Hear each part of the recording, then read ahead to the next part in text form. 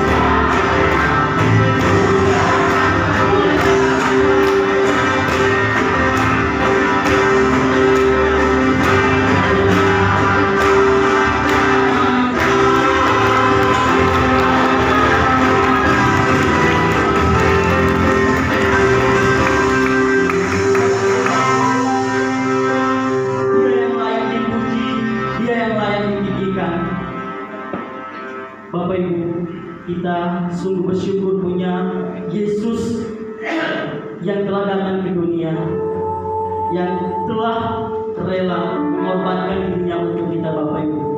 Apakah kita tidak membayangkan bagaimana penderitaan Yesus di atas kayu salib? Itu demi siapa, Bapak Ibu? Itu demi kita. Oleh karena itu,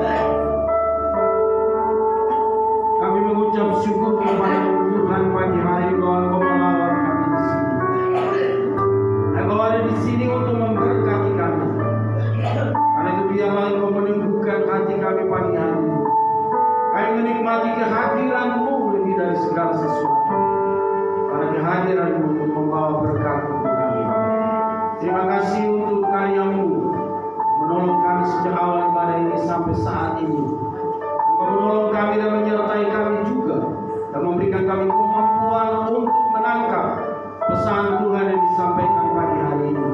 Dan tolonglah hamba untuk mengkomunikasikannya, supaya yang bicara dan yang mendengarkan sama-sama diberkati. Terima kasih Tuhan, dalam nama Tuhan Yesus Kristus yang disambut firman Tuhan. Haleluya. Amin. Silakan dulu. Kau pintu bagi setiap jalan. Kau pintu bagi setiap jalan. Haleluya. Saya ingin mau menyanyi terus, tetapi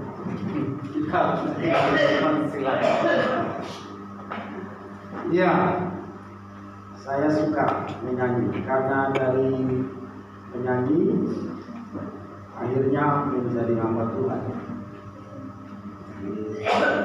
Singkat, awalnya dipanggil menjadi hamba Tuhan karena menyanyi.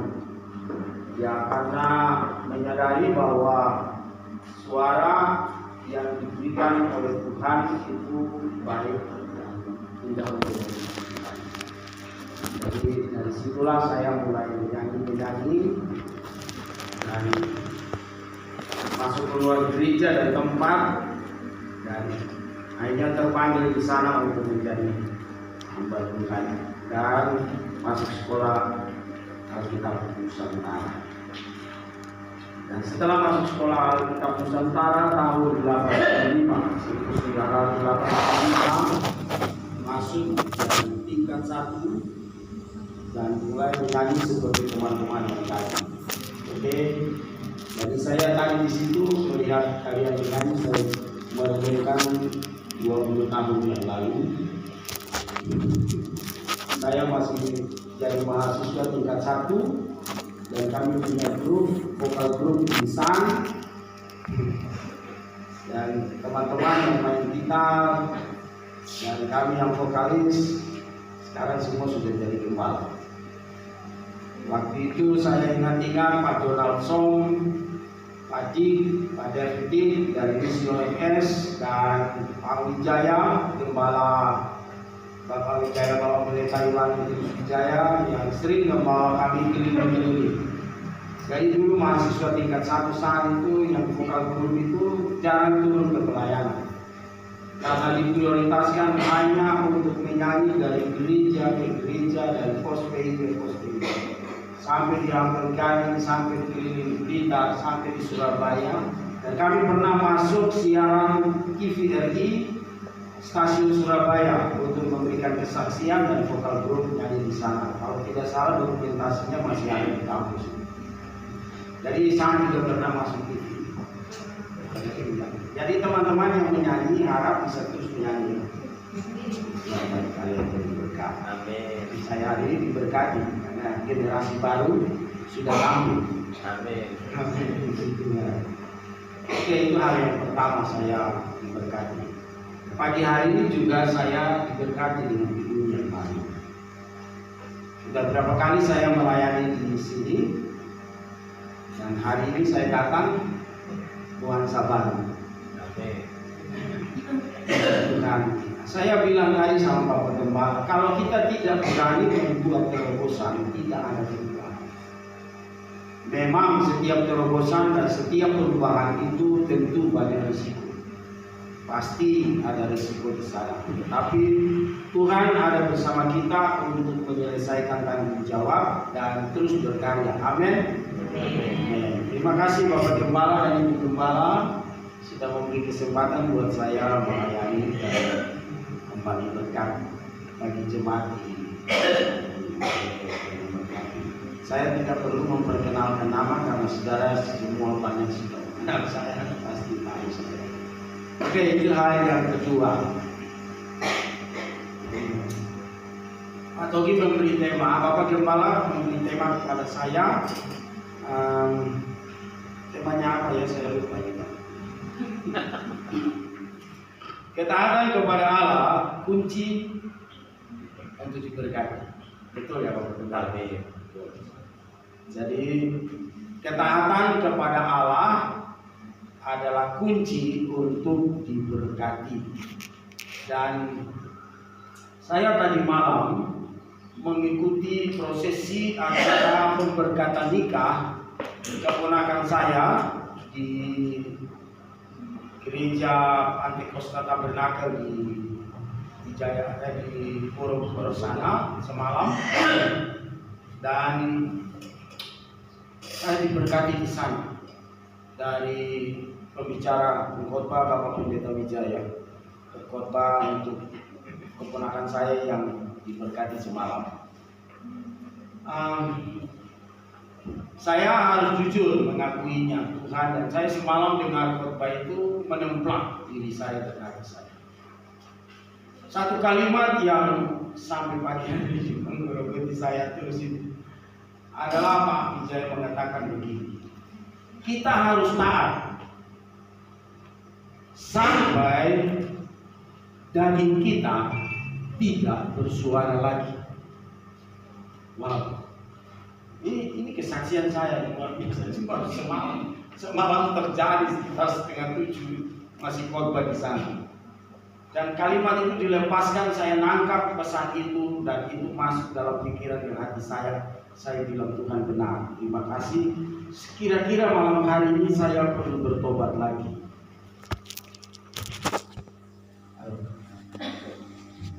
Saya bilang pada diri saya, Tuhan, saya bertobat malam ini lagi. Pesan ini begitu sampai di hati saya. Anda harus taat sampai daging Anda tidak bersuara lagi. Wow, kalimat ini terlalu dalam bagi saya. Dan saya ingat khotbah saya untuk pagi hari ini dengan tema taat kepada Allah itu kunci untuk diberkati.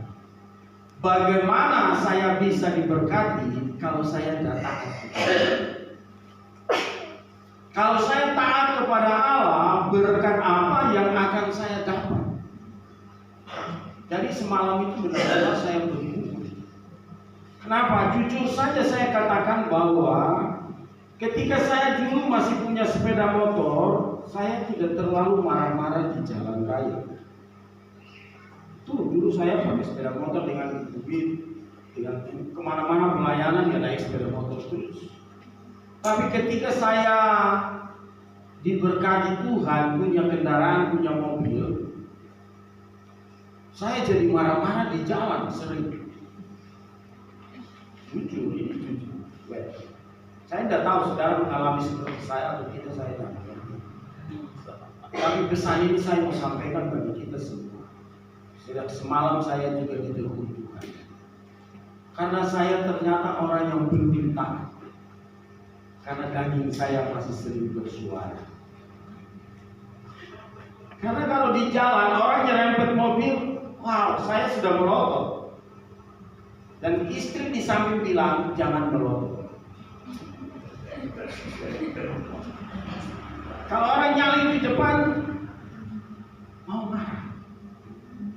Nah, persoalan di jalan raya itu pergumulan untuk melatih kita bersama. Betul. Kita di mana-mana boleh hebat kalau bicara soal sabar, tapi saya bilang tunggu dulu Anda. Ketika Anda dengan saya di jalan raya, kita akan menguji diri kita di sana.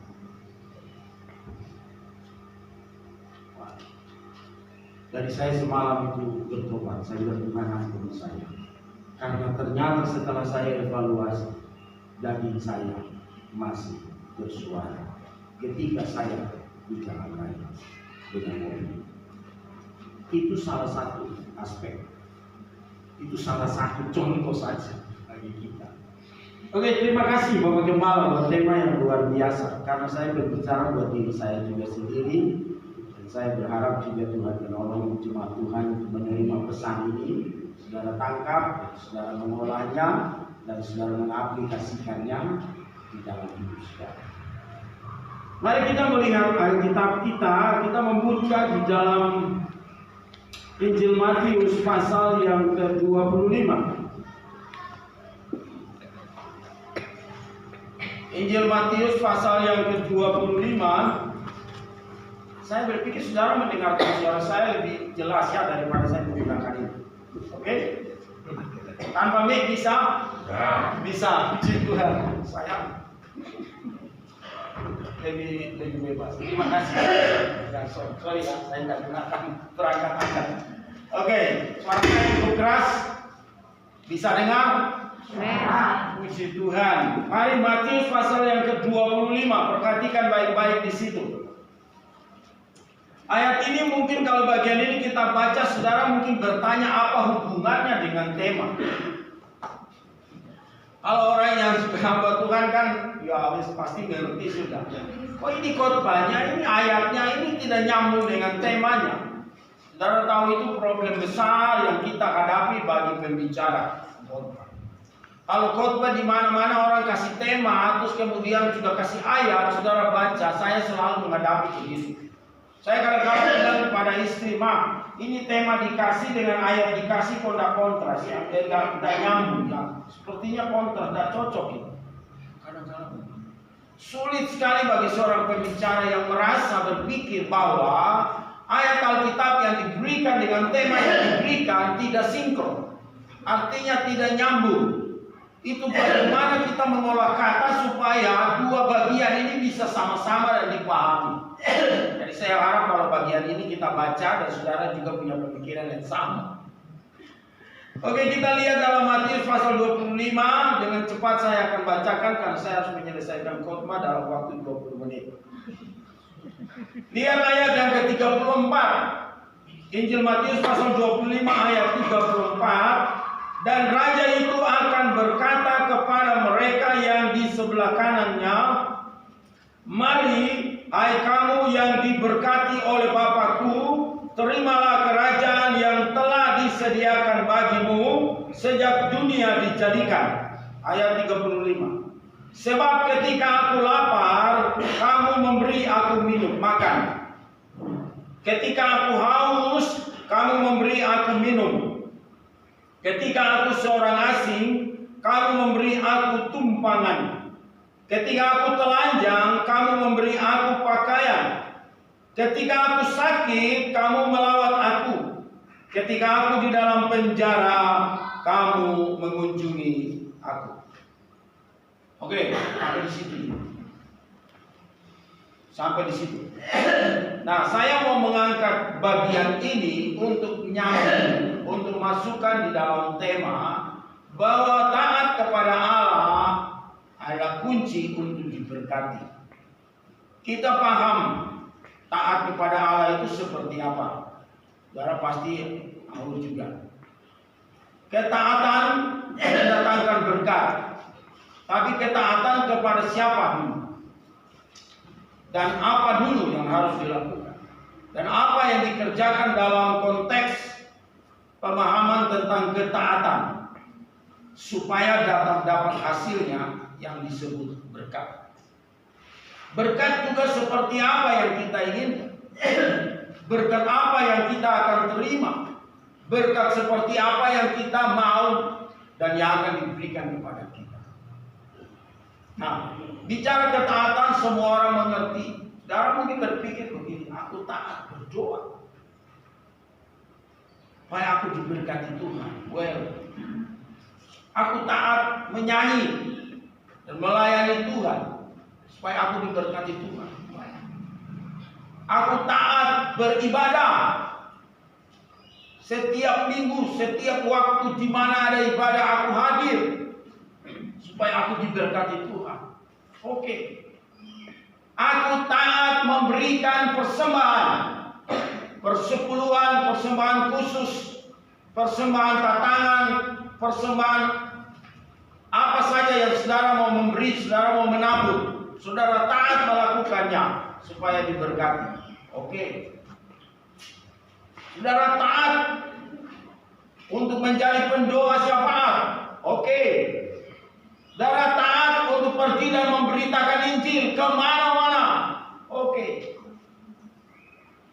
Bagian yang saya angkat pagi hari dalam Injil Matius pasal 25. Ini taat yang membawa sampai pada perjalanan akhir. Kita kepingin diberkati Tuhan. Kita taat kepada Tuhan supaya diberkati. Kadangkala kita berpikir langsung kepada berkat-berkat jasmani. Itu tidak salah.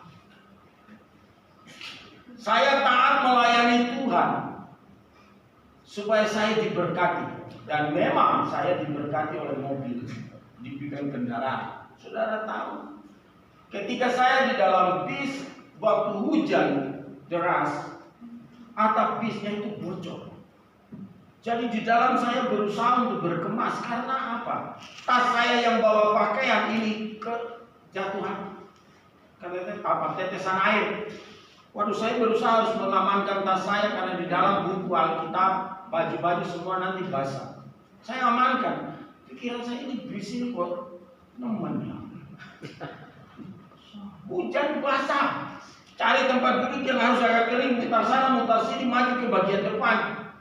Itu bis yang jalur selatan dari Malang ke Lumajang. Lewat piket 0 sebelum putus jembatannya dihantam sama kapal. Saya tahu itu pekerjaan saya setiap bulan. Pulang pergi Malang Lumajang. Saudara tahu berapa tahun saya mengerjakan itu sampai sekarang ini. Sudah punya mobil, jadi saya naik mobil sendiri. 6 tahun saya naik turun bis. Saya tidak tahu ketaatan saya itu seperti apa. Saya memang mengeluh karena ada orang bertanya begini, Pak Muji kok tidak rasa capek? Karena orang tanya berapa tahun Bapak sudah jalan? Saya kurang lebih ada 3-4 tahun. Tidak capek betul. Tidak lelah betul. Tidak susah betul. Tapi saya tidak tahu. Tidak ada saya temukan jalan apa yang bisa pengertian seperti apa yang bisa menghentikan langkah saya. Tidak ada. Jadi ya saya jalani saja. Karena setiap bulan saya pulang pergi. Saya sudah pindah dari GBI melayani di GKIN karena sudah jadi warga negara GKIN. Tetapi tanggung jawab saya untuk pelayanan di Gereja Betel Indonesia, Jemaat Imam Rajani di Pasirian, Kabupaten Lumajang, itu tidak diberhentikan. Karena Ibu Gembala bilang di sana, secara organisasi Anda boleh berhenti dari GBI. Tapi secara lokal Jemaat GBI Pasirian Anda tetap staf pelayan di sini. Wow, saya bingung. Tapi saya pikirkan kan bukan organisasi. Saya pribadi diminta, oke saya melayani. Jadi saya tetap 1 bulan sekali mesti ke sana. Nah itu ceritanya pulang pergi dari sana tiap bulan itu selama kurang lebih 6 tahun naik bis. Belum terlalu lama, baru 6 tahun. Jadi anak saya yang perempuan datang nomor 2 tanya, dia telah cuti dia dari Papua datang dia tanya, Bapak berapa tahun naik turun bis pulang pergi Malang Lumajang? Baru 6 tahunan. Bob, 6 tahun nih. Sudah sekarang kita ke Ciler ambil 1 mobil.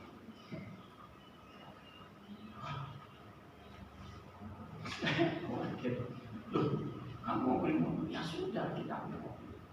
Ya mungkin 6 tahun itulah kesetiaan ketaatan Bapak, setia dari Bapak untuk melayani. Ya mungkin waktunya Tuhan kasih mobil ke Bapak. Oh gitu. Udah, kita ke Ciler. Itu ceritanya singkat seperti begitu. Saya tidak tahu ketaatan seperti apa cara bisa lakukan. Saya tidak bilang bahwa saya lebih hebat dari orang lain. Saya hanya memenuhi sebuah panggilan. Well, setuju?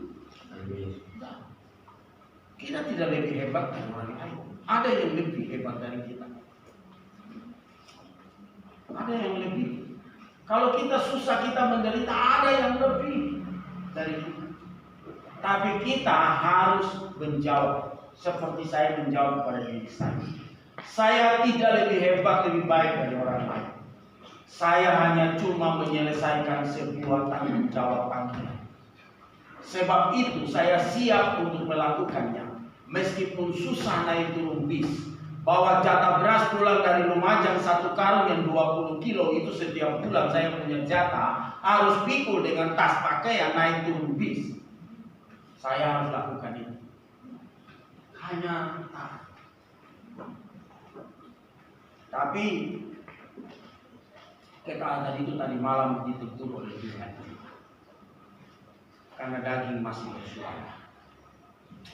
Saya belum lulus dengan sempurna, masih diproses. Sebagai hamba Tuhan, saya menyadari proses ini belum pernah berhenti.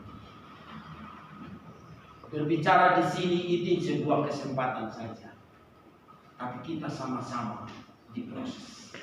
Nah, satu aspek yang saya menyoroti pagi hari ini adalah kebaikan. Apakah Anda taat untuk melakukan kebaikan? Taat terhadap Tuhan dengan mengaplikasikan kebaikan saudara, perhatian saudara, perbuatan saudara kepada orang lain. Taat kepada Allah. Saya kalau berpikir secara logis manusia, saya berpikir ngapain susah-susah setiap waktu naik bis. Kalau mengikuti jawaban orang, kalau capek ya sudahlah. Di Malang juga banyak pelayanan, kenapa pulang pergi sosial? Betul. Tapi saya bilang begini, Tuhan, aku hanya cuma menyelesaikan sebuah panggilan.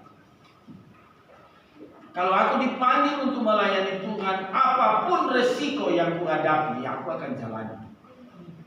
Wah, itu harga yang harus dibayar. Jadi Bapak Ibu Saudara, berbuat baik ini adalah satu aspek yang kadang-kala dilupakan oleh kita. Kita berhenti untuk melakukannya karena kita merasa bahwa kita tidak mendapatkan keuntungan dari perbuatan kita kepada orang lain. Karena kita merasa tidak dibalas. Karena kita tidak merasa bahwa tidak mendapatkan hasil. Karena kita merasa bahwa yang kita dapatkan hanya terlalu banyak capek dan kerugiannya dibandingkan keuntungan. Dan di sana kita akan berhenti. Dan kita tidak akan mendapatkan apa-apa. Kenapa saya mengangkat ayat ini? Karena saya mau menyoroti bagian akhir dari perjalanan itu. Kalau soal berkat mobil yang saya dapat itu sementara aja. Kalau berkat yang orang lain yang tidak taat kepada Tuhan, saudara lihat di lingkungan kita. Apakah secara jasmani mereka tidak diberkati? Diberkati. Mereka juga punya mobil. Mereka punya rumah yang lebih dari kita. Mereka punya uang yang banyak. Mereka punya fasilitas yang luar biasa. Orang-orang yang dalam konteks pemikiran kita, cara berpikir kita, mereka tidak mengenal Tuhan, mereka tidak taat kepada Tuhan, tetapi mereka diberkati. Bagaimana dengan kita? Sama saja. Kenapa mereka diberkati? Kita tidak. Karena itu saya tidak menyoroti berkat jasmani. Karena baik orang yang taat maupun yang tidak taat menikmati hal yang sama. Bukankah sinar matahari di pagi hari ini bersinar menyinari orang jahat dan orang baik? Bukankah air dialirkan juga orang yang jahat dan orang yang baik menikmati? Bukankah makan dan minum juga orang yang jahat dan orang yang taat kepada Tuhan menikmati? Jadi saya tidak menyoroti itu. Tapi saya mau menyoroti sebuah aspek kehidupan yang membawa perjalanan kita pada akhir. Apakah kita diberkati atau tidak dengan berkat ilahi? Itu yang Tuhan berkata di sini. Hai kamu yang diberkati oleh Bapa, oleh Tuhan, kata. Raja itu akan berkata kepada mereka yang di sebelah kanannya, mari hai kamu yang diberkati oleh Bapa, terimalah kerajaan yang telah disediakan bagimu sejak dunia dijadikan. Amin. Pastikan bahwa perjalanan akhir saudara menerima berkat dari Tuhan.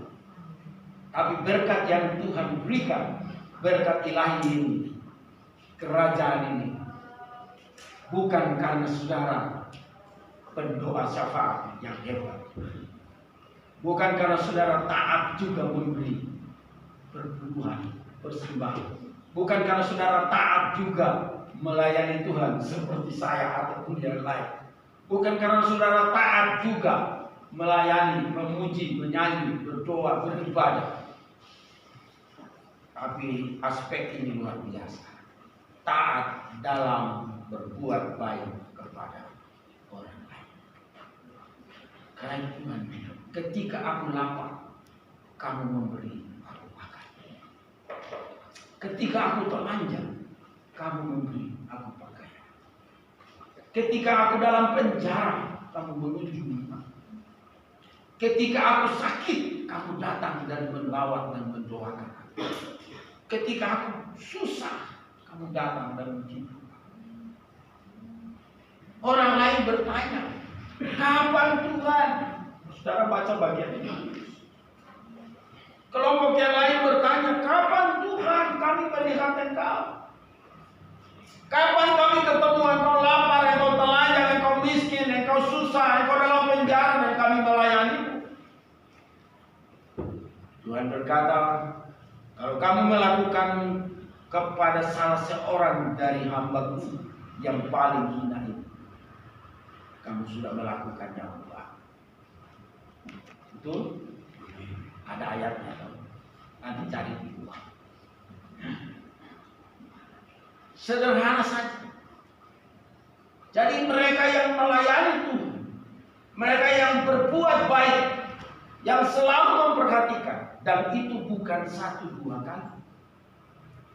Taat berarti melakukan seumur hidup, selama masih mampu untuk melakukan. Karena mereka melakukannya sampai pada akhir dan penghakiman terakhir.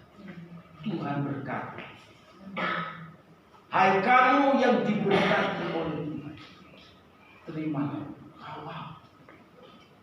Pantaskah kami menerimanya? Layakkah kami menerimanya?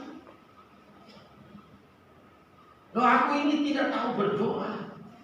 Loh, aku ini tidak tahu. Datang ke gereja juga seminggu sekali. Kadang-kala sebulan mungkin cuma 3 kali atau 2 kali. Kadang-kala juga mungkin 1 kali. Loh, aku ini tidak bisa melayani Tuhan. Loh, aku ini tidak ngerti bagaimana berkhotbah. Aku tidak tahu bagaimana melakukan tugasku di gereja. Aku cuma menyapu-nyapu ngepel lantai gereja, tanah halaman. Aku cuma jadi tukang parkir. Tuhan bilang, ketika kamu bertemu dengan orang di sana yang lapar, pernahkah kamu memberi dia makan? Oh iya. Aku masih, kalau makanan sering ku kasih makan sama mereka. Tuhan bilang, itu aku. Seringkah kamu ke penjara dengan saudara temanmu yang ditahan di penjara karena kejahatan? Kamu menghibur dia di sana dan menasihati dia supaya kalau dia keluar dari penjara jangan kembali lagi melakukan hal yang sama. Oh iya, aku sering melakukannya ke penjara. Ya itu aku. Tuhan bilang begitu. Ketika kamu melihat orang susah, kamu selalu menolong. Iya, ya itu aku. Ketika kamu ketemu aku dalam kelaparan, kamu kasih aku makanan. Iya, sering aku ketemu orang lapar, saya kasih makanan. Ya itu aku. Saya punya satu pengalaman yang tak pernah dilupakan.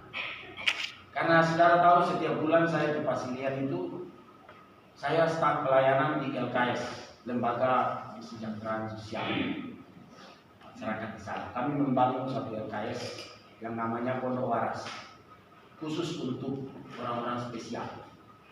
Saya tidak bilang orang gila ya, tapi kami selalu menyebutnya orang spesial. Nah, sekarang pasiennya ada sekitar 36. Dulu banyak, sekarang mereka sembuh bulan. Ada satu wanita yang namanya Ningsi. 7 tahun dia gangguan jiwa dan tinggal di Pasirian selama kurang lebih 7 tahun. Tidur di pasar, makan di pasar, dan kadang tidak berbusana. Waktu saya ketemu dia tidak berbusana. Sehelai kain pun tidak menutup tubuhnya. Dia duduk di samping pos satpam dan jongkok. Jadi saya minta tolong kepada salah seorang ibu. Bu, tolong saya dulu. Ini baju, pakaikan sama itu orang yang begini. Itu mungkin dan sampai itu, apa repot urusin mau betul. Seperti itulah. Jadi saya ditegur, kenapa kamu repot urus orang gila? Saya enggak, saya mau berurusan dengan dia, saya tidak urusan dengan ibu. Tolong kasih pakai, karena dia telanjang saya tidak bisa mendekat. Pakaikan, saya ada urusan dengan dia. Sama ibu ini bawa dipakaikan. Setelah dipakaikan baru saya mendekat. Dia lihat mata saya lihat dia. Suara saya batin cuma hanya berbicara, Tuhan mengasihi engkau, hari ini aku mau melayani. Sudah. Duduk. Saya bilang, Tuhan, saya tidak tahu apa yang akan saya lakukan buat dia. Tapi hari ini saya memberkatinya. Di kemudian hari saya percaya Tuhan berurusan dengan dia dan memulihkan dia. Entah apapun caranya, engkau lebih hebat dari saya untuk melakukannya.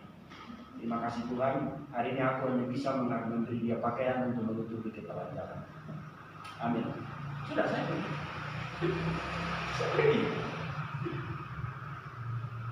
Jadi 1 minggu kemudian teman-teman yang putri ini ambil dia ke pastor di gereja, mandikan, potong rambutnya, karena mereka ketemu dia di pinggir jalan, kakinya kena beling, sampai robek, berdarah. Mereka naikkan beca bahwa kami selesai doa siang dari gereja, kami keluar, mereka bilang, Pak Hussein, itu ada pasien. Saya lihat, nah ini orang yang minggu lalu aku doakan dia di belakang pasar. Oh, Tuhan, hari ini ada di depan kita, di rumah pastor. Saya bilang, bagaimana caranya kamu ketemu dia? Panjang cerita. Oke, sudah kita layani. Saudara tahu, sekarang dia sudah sembuh, dia kerja di Sidoarjo, dia pulang ke Tanggulangin, sekarang dia jadi anggota gereja Pak Yohanes di Sidoarjo.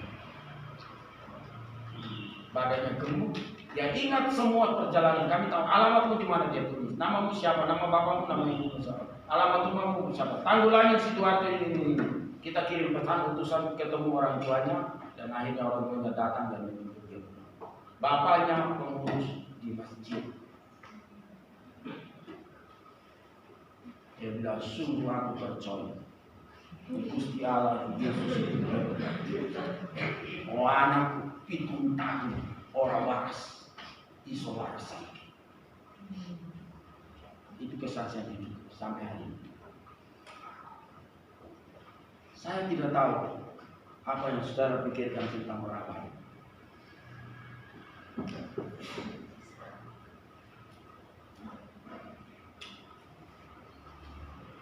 Satu aspek ini membawa kita mendapatkan berkat ilahi. Saudara, Tuhan bilang sama saudara, mari masuk. Pintu gerbangnya terbuka. Tadi lagi kan kita nyanyi, saya ulangi kata itu, karena itu menunjang apa yang saya bicara pagi tadi. Tadi kita nyanyi lagu, Engkaulah yang membuka, firman jadi manusia. Yesus kau juru selamat. Tinggal berapa menit Pak? 10 menit lagi.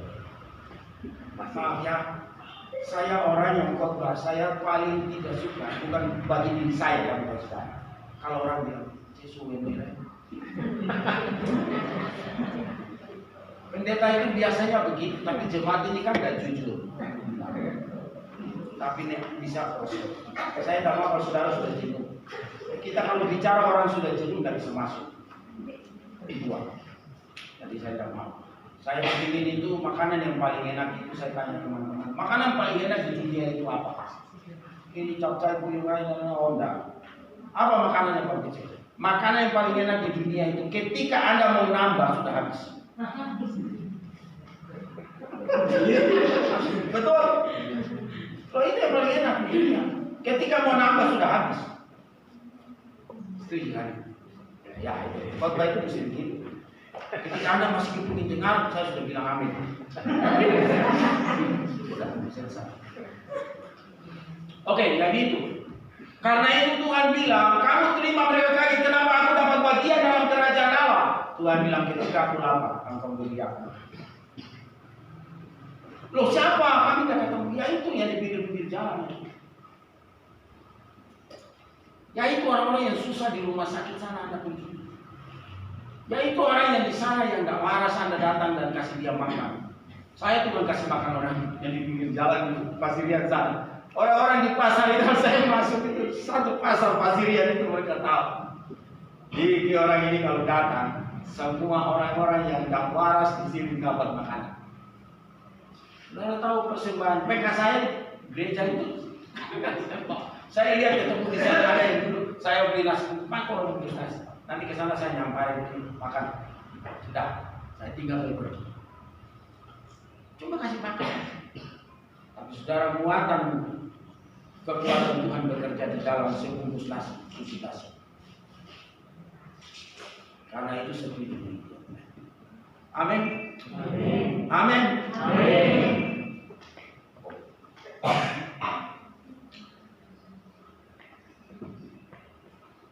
Jadi hal yang kadang-kadang kita mengabaikan. Saya bandingkan tadi malam Tuhan, aku ini suka makan di jalan, dagingku masih bersuara, tapi aku setia memberi makan kepada orang yang lapar. Aku setia memberi makan, bahkan orang sakit pun, waduh aku setia untuk datang mengunjungi, berdoa dan memberikan kekuatan dan pasti didoakan. Oh hamba Tuhan ketemu orang sakit dan didoakan tidak apa. Aku setia memberi juga uangku kalau ada teman-teman di jalan, kalau susah dan ada uang ya saya kasih saja walaupun juga masih tinggal sedikit. Nanti pulang istri tanya, uang tadi masih ada sisa belanjaan tak? Wis tak kayak konco udah. Sudah sebenarnya. Tapi aku masih sering marah-marah di jalan, dagingku masih sering bersuara. Kadang-kadang emosionalku masih juga muncul. Tuhan tolong. Hidup ini berjuang. Amin. Amin. Kadang-kadang juga ada pilih kasih. Oh ini bolongku, bisa buat baik sama dia. Baik ini musuh. Yakobus bilang, kalau engkau mau berbuat baik, tapi kalau engkau masih memandang muka, itu tidak bisa.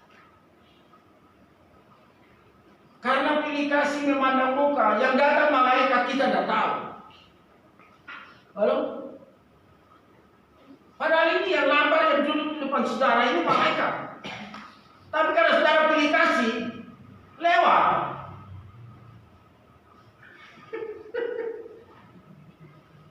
Orang yang datang kemarin kemudian melayani dia.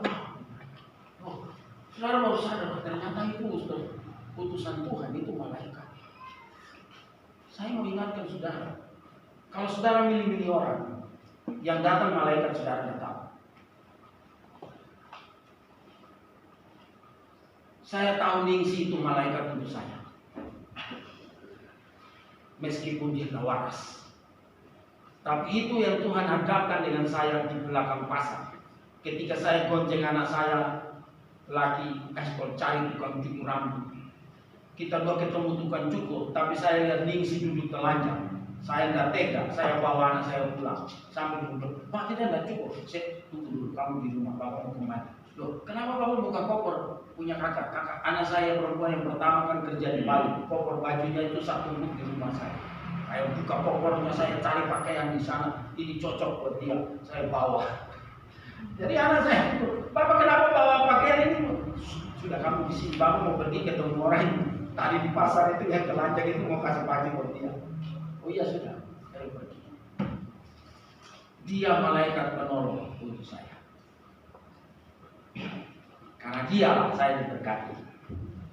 Dan bukan dia, sampai sekarang ada 36 pasien masih ada di Pondok Waras di Pasirian. Kalau saudara ke sana, saudara bisa lihat mereka. Ketika aku dalam keadaan yang susah, kamu datang dan melawan. Tuhan bilang kalau engkau melakukannya bagi salah seorang hambaku yang paling hina, engkau sudah melakukannya. Amin. Jadi itulah pesan yang singkat saya mau sampaikan pagi hari ini kepada saudara. Salah satu aspek ketaatan dalam hidup kita kepada Allah untuk menerima berkat ilahi adalah berbuat baik. Ada banyak hal, tapi saya mau menyoroti berbuat baik. Dan saudara tahu berbuat baik itu seperti apa, lakukan saja. Karena setiap kita mempunyai kapasitas dan kemampuan masing-masing. Apa yang bisa kita lakukan? Kalau saudara punya uang banyak, kasih uang kepada orang. Kasih di gereja, kasih di bank, lakukan itu. Kalau saudara punya makanan, bagikan itu kepada orang-orang yang membutuhkan makanan. Kalau saudara punya pakaian, bagikan itu kepada mereka. Desember ini saya dengan istri akan berangkat ke Papua, tapi kami batalkan sampai Februari. Kami bawa bantuan pakaian untuk orang-orang di Papua sana yang masih telanjang. Kami akan berangkat. Saya sudah nunggu pakaian di rumah saya sudah tak tahu berapa kali. Itu bantuan dari gereja Pasirian, tempat saya melayani di sana. Mereka tahu setiap saya ke Papua pasti mereka kasih pakaian. Om, ini bawa ke Papua. Siap, saya bawa. Saya mau tutup khotbah saya dengan satu artikel yang saya dapat dari berkat. Mungkin bisa menjadi berkat bagi kita kalian. Haleluya. Nah, ini kita bergabung dengan media susah.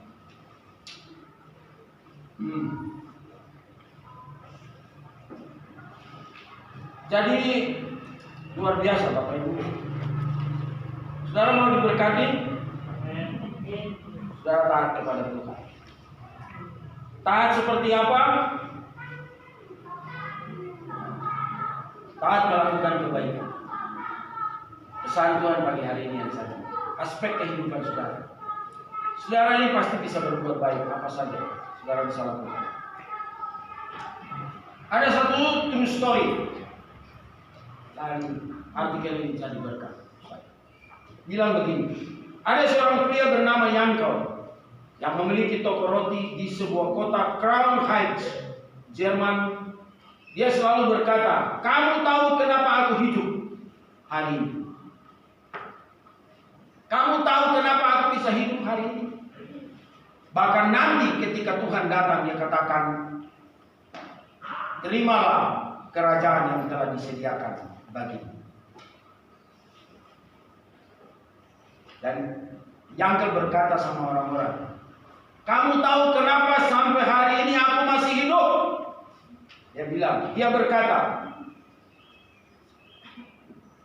pada waktu itu dia bilang begini, ketika aku masih remaja, aku dibawa oleh nasi dengan serok gerombolan orang dalam kereta api.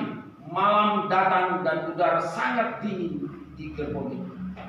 Tentara nasi menurunkan kami di sisi rel semalam, tanpa pakaian, tanpa makanan, tanpa selimut. Tidak ada selimut untuk menghangatkan kami. Angin dingin membawa salju menerpa pipi kami. Ada ratusan orang bersama kami pada malam yang sangat dingin itu. Tidak ada makanan, tidak ada air, tidak ada tempat berlindung, tidak ada selimut. Jadi nasi membunuh orang-orang dengan cara itu. Mereka dibawa dalam gerbong dan kemudian sampai di tengah hutan pinus satu hutannya. Diturunkanlah semua orang dari gerbong keluar dan kereta itu pergi dan meninggalkan mereka di hutan di tempat salju dingin dan mereka mati di sana. Dan Yankel mengalami hal yang sama. Dia juga dibawa oleh tentara nasi. Mereka pergi. Tidak tahu apa yang terjadi. Ketika salju menerpa, orang mulai membeku. Kedinginan. Darah di tubuh kami mulai membeku. Di sebelah aku ada seorang lelaki tua yang baik dari kota asal. Dia menggigil dan rasanya dia mulai kehilangan kesadaran dan sudah dalam keadaan parah. Yankel mendekati pria ini. Dia lihat karena tetangganya. Dia kenal bapak ini. Pemuda ini mendekati bapak ini dan dia mulai memeluk. Setelah dia peluk dia, mereka dua berdekatan pun dan dia mulai menggosok lengan dari bapak ini. Terus dia menggosok lengan, menggosok leher, menggosok semua, kepala digosok. Dia katakan, Aku memeluknya erat-erat untuk memberinya panas. Aku menggosok lengannya, kakinya, wajahnya, lehernya. Aku memohon padanya supaya tetap semangat bertahan untuk hidup. Sepanjang malam aku membuat pria itu tetap hangat.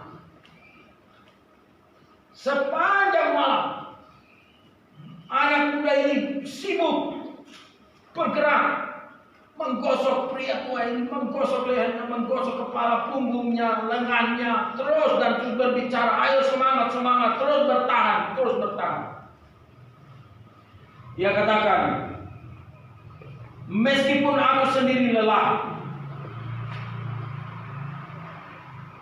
dan kedinginan, jari-jariku seperti mati rasa, tetapi aku tidak pernah berhenti untuk melakukannya. Aku tidak pernah berhenti untuk melakukan hal yang sama. Berulang-ulang kali aku melakukannya terus menerus.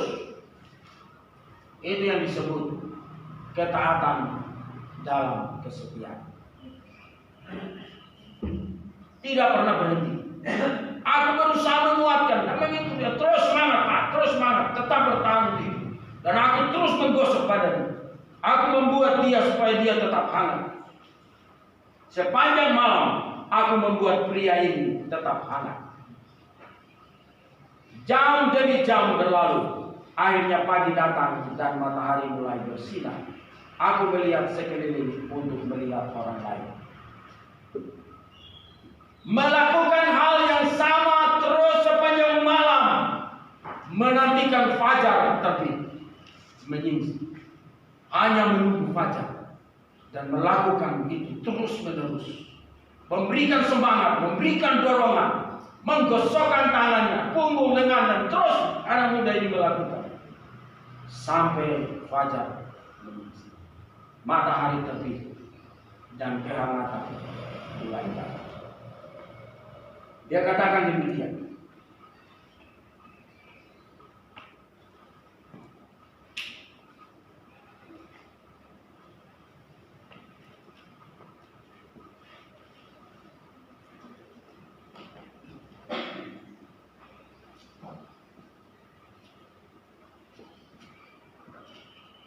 Ketika dia melihat di sekelilingnya untuk memeriksa keadaan orang lain,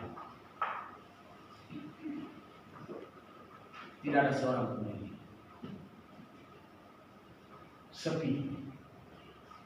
Ternyata semua orang sudah mati dalam kebuntuan. Hanya dua orang yang hidup dan selamat. Pria tua itu dengan aku yang selamat. Mengapa? Pria tua itu selamat karena aku menghangatkan tubuhnya. Dan aku bertahan hidup karena aku menghangatkannya. Well, jadi izinkan saya memberitahumu rahasia untuk bertahan hidup di dunia ini. Saat kamu menghangatkan hati orang lain, kamu akan tetap menghangatkan dirimu sendiri. Amin. Ketika kamu mendukung, mendorong, dan menginspirasi orang lain, maka kamu akan menemukan dukungan dan dorongan dan inspirasi dalam kehidupanmu sendiri juga. Amin. Ketika kamu baik untuk orang lain, kamu baik untuk dirimu sendiri. Ketika kamu membuat orang bahagia, orang akan membuat kamu bahagia. Jadi firman Tuhan dalam Kisah Rasul pasal 20 ayat 35 berkata, adalah lebih berbahagia memberi daripada menerima. Karena aku memberi yang terbaik. Aku melakukannya dengan terus dalam kesetiaan sepanjang malam menantikan fajar. Aku hidup. Amin. Amin. Dia hidup dan aku. Saya pikir inilah pesan yang hari ini. Mari berbuat baik kepada siapa. Kalau ingin masih tetap Tuhan memberkati.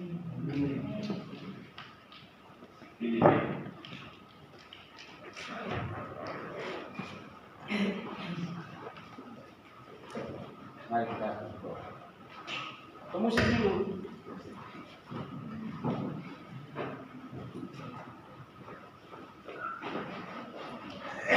Baik, mari kita renungkan baik. Kalau kita kepingin bahagia dan bahagia.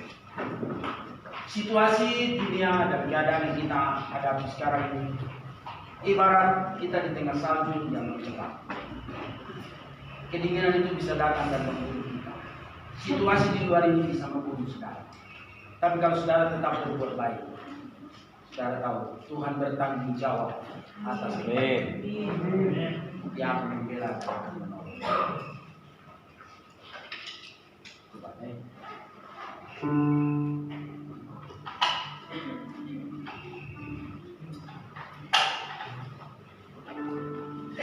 Mari kita nyanyi lagu yang tadi. Yang menjadi manusia. Haleluya. Oh Jesus. Cek satu. Dia menjadi manusia yang di antara kita. Monggo sekarang sini. Menjadi manusia. Yang di antara kita. Oh.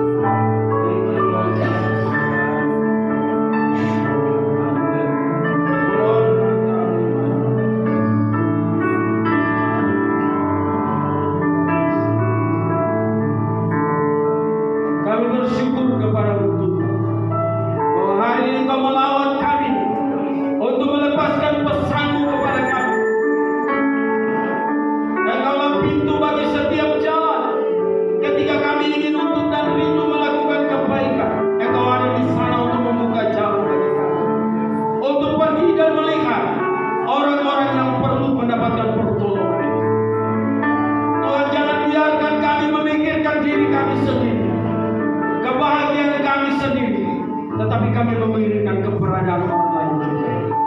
Tolong kami untuk melakukannya. Tanpa Engkau yang memberikan kami kekuatan, kami tidak bisa melakukan apa-apa. Karena itu pesan Tuhan pagi hari ini, biarlah Engkau menolong kami. Ampuni kami yang menutup mata terhadap orang lain. Ampuni kami yang melipat tangan terhadap orang lain. Ampuni kami yang tidak melangkah pergi untuk menolong orang lain. Terima kasih Tuhan, Engkau menolong kami untuk melakukan kebaikan. Karena Engkau ada di sana untuk dilayani. Terima kasih Bapak. Terima kasih Engkau telah menolong hamba untuk mengkomunikasikan. Terima kasih Tuhan. Kami mengucap syukur buat firman Tuhan hari ini.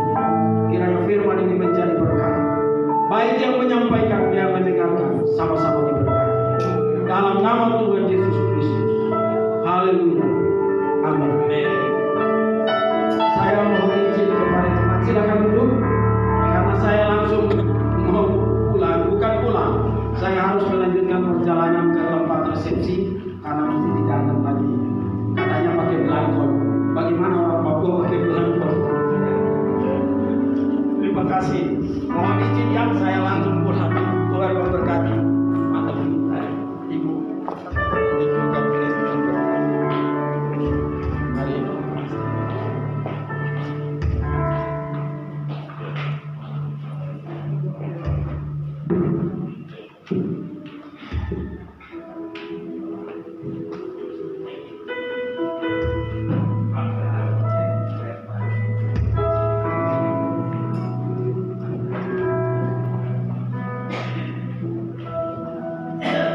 Shalom Bapak Ibu. Bagaimana ketika sudah mendengar firman Tuhan? Apakah sudah diberkati?